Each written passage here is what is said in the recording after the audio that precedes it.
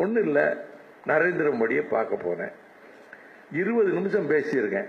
உச்சகட்ட அரசியல் கொந்தளிப்புல. வாடா நாயே அப்படின்னு சொன்னேன்னா நாய் மாதிரி வாழாட்டிக்கிட்டு அங்க வந்துருவண்ண. தெரியுதா என் கடவுள?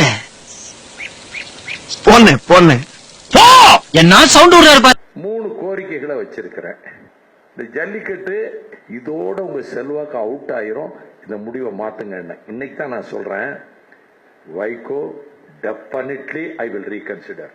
இங்க வர்றா அந்த சட்டத்தை அவர் முடிவை மாற்றியதுக்கு காரணம் வைகோ.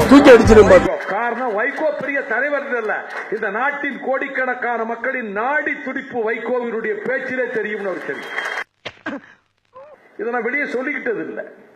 எனக்கு நல்லா வரும் வேண்டாம். இப்ப ஜல்லிக்கட்டு வருதுன்னா அதுக்கு அடியன் தான் காரணம். அடியன் தான் காரணம். அடியன் தான் காரணம். அடியன் தான் காரணம். உள்ள வண்டா கத்துறது இருக்கிறவங்க சும்பையா இருக்கிறவங்க அமைதியா இருக்காங்க.